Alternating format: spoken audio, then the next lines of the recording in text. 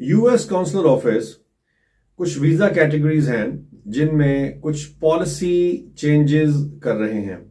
वो policy changes इस साल से जो स्टूडेंट्स वीजा अप्लाई करेंगे वो उसका इत्तलाक उन पर होगा। आज हम इस बारे में बात करेंगे कि आखिर स्टूडेंट्स को इससे क्या फायदा या क्या नुकसान होगा। Stay with us.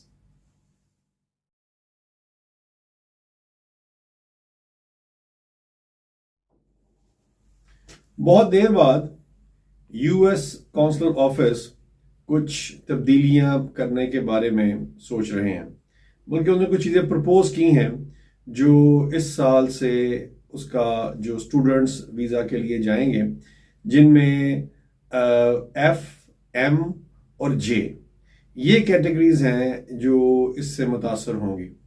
अब जिस तरह दुनिया में बहुत सी चीज़ें महंगी हो रही हैं और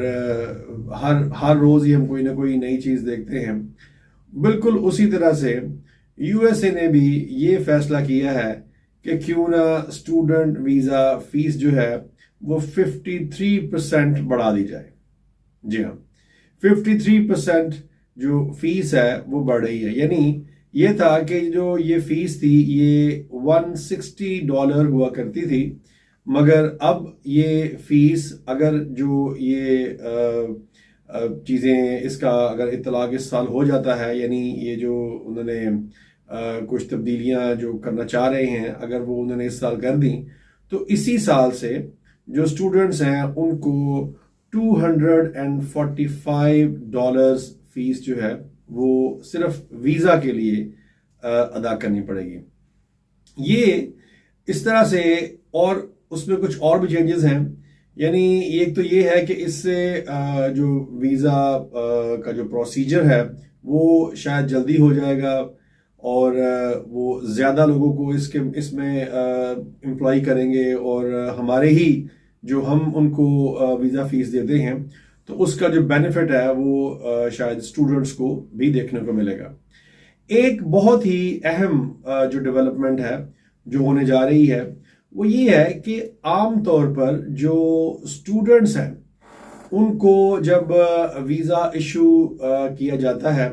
तो उनसे ये जो वीज़ा ऑफिसर है वो पूछता है कि आपका प्लान क्या है, मतलब आप का क्या वहाँ पर आप जब पढ़ने जाएंगे और पढ़ के वहाँ से जब आप पढ़ चुके होंगे तो क्या करेंगे, मतलब आप वापस आ जाएंगे या आप वहाँ ठहरेंगे। अब ये है कि स्टूडेंट्स आमतौर पे यही कहते हैं कि हम वापस आएंगे और हम यहाँ आके अपनी फैमिली को ज्वाइन करेंगे और हम यहीं पर ही कोई जॉब करेंगे, कोई बिजनेस करेंगे, जो हमने पढ़ा है उसका हमारी कंट्री को कोई फायदा हम पहुंचाने की कोशिश करेंगे। अब ये है कि आम तौर पर ये देखा जाता है कि ऐसा होता नहीं है। यानी ये कि जो स्टूडेंट्स यहाँ से पढ़ने जाते हैं, यानी जो हमारे जो कंट्रीज हैं जिस तरह पाकिस्तान है, इंडिया है, बांग्लादेश है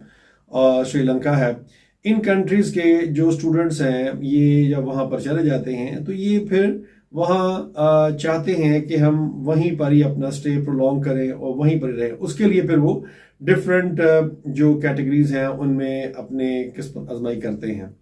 तो उन्होंने ये फैसला किया कि क्यों ना हम स्टूडेंट से उनकी जो इंटेंट है, यानी ये कि स्टूडेंट से हम ये पहले ही पूछ लें कि भाई आपने पढ़ने के बाद क्या करना है, आप हमें अभी बता दें। यानी ये कि जो स्टूडेंट्स वहां पर इंटरव्यू के लिए जाएंगे उनको कोई ऐसी बात जो कि वो सम टाइम झूठ भी बोल देते हैं कि हम वापस आ जाएंगे, मगर उनके दिल में यही होता है कि हम वापस नहीं आएंगे, हम वहीं पर रहेंगे। तो जो काउंसलर ऑफिस है उसको अब ये उसकी डिस्क्रिप्शन पे है कि वो आपको ये पूछे कि भी आपने क्या करना है, और वो उस वक्त यानी जब आप वहां पर यानी जो स्टूडेंट है वो जब इंटरव्यू देने के लिए जाएगा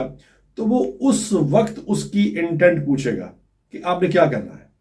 और जो स्टूडेंट्स बहुत से ऐसे स्टूडेंट्स हैं जो ऑनेस्टली जवाब देंगे कि जी मेरा प्लान जो है वो इस तरह से है कि मेरा ड्यूअल प्रोग्राम है, यानी ये कि मैं वहां पर पढ़ूंगा और पढ़ने के बाद मैं चाहता हूं कि मैं वहीं रुक जाऊं और मैं वहां पर काम करूं। इसके लिए जो अभी जो उनकी पॉलिसी है, यानी जो प्रेसिडेंट जो बाइडेन है, उनकी पॉलिसी ये है कि वो स्टूडेंट्स जो ख़ास तौर पे जो स्टेम सब्जेक्ट्स के हैं, जो बहुत ही इंटेलिजेंट हैं, एक्स्ट्रा ऑर्डिनरी उनकी क्वालिफिकेशन है और उनकी जो एबिलिटी है वो इस तरह की है कि वो अगर वहां पर रुकें तो उसका फ़ायदा जो स्टूडेंट्स को तो खैर होना ही होना है, मगर अमेरिका को भी इसका फ़ायदा हो। तो इस वजह से वो ये प्लान कर रहे हैं कि इस तरह से हम करें कि हम स्टूडेंट से उनकी इंटेंट वहीं पर ही पूछ लें। अगर आपने वहां पर जाना है और आपने वहां पढ़ना है, ये एक बहुत बड़ा एक ब्रेक थ्रू हो सकता है। ये इसका बेनिफिट मिलेगा स्टूडेंट्स को, और इसका जो सारा जो डिसीजन है, जो डिसीजन जिसने करना है वो है हमारा वीजा ऑफिसर। वीजा ऑफिसर अगर ये समझता है कि ये एक्स्ट्रा ऑर्डिनरी एबिलिटीज हैं इस स्टूडेंट में और ये बिल्कुल सच बोल रहा है कि मैं वहां पर जाऊंगा और मैं वहां पढ़ने के बाद वहीं पर ही सेटल भी होना चाहता हूं, तो वो फिर उसको वहां पर सेटल होने में भी ये जो पॉलिसी आ रही है उसमें उसको गवर्नमेंट भी हेल्प करेगी। अब ये है कि ये सारा कुछ कब होना है? ये होना है जब स्टूडेंट वहां पर इंटरव्यू देने के लिए जाएगा और इंटरव्यू में वो ये सारा जो है ये एक जो डिस्कशन है ये होगी काउंसिल ऑफिस के पास, यानी जो हमारा वीजा ऑफिसर है, जो एम्बेसीज हैं,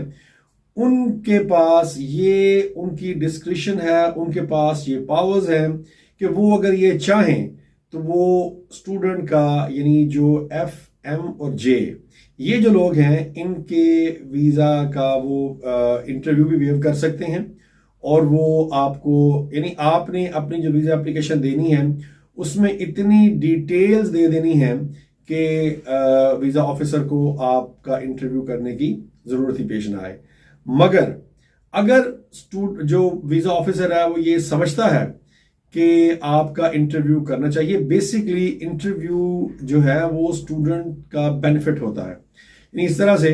कि जब आप स्टूडेंट अपना केस प्लीड करने के लिए, अपने आप को डिफेंड करने के लिए वीजा ऑफिसर के सामने खड़ा है, तो उसमें डिसीजन उसकी फेवर में होने के चांसेस ज्यादा होते हैं। अनलेस ये कि वो स्टूडेंट जो है वो सिर्फ अपने डॉक्यूमेंट भेज दे और खुद वो वहां पर नहीं है, तो फिर तो जाहिर है कि वो जो हमारा वीजा ऑफिसर है ये उसी की डिस्क्रिशन है कि वो हमें वीजा जारी करता है या नहीं करता। तो ये एक डेवलपमेंट है कि आने वाले दिनों में शायद ये एक अच्छा फैसला होगा और इसका बेनिफिट मिलेगा स्टूडेंट्स को जो वहाँ अपना जो USA पे पढ़ने जाना चाहते हैं और फिर वो वहाँ पर रुकना भी चाहते हैं, उनके लिए ये एक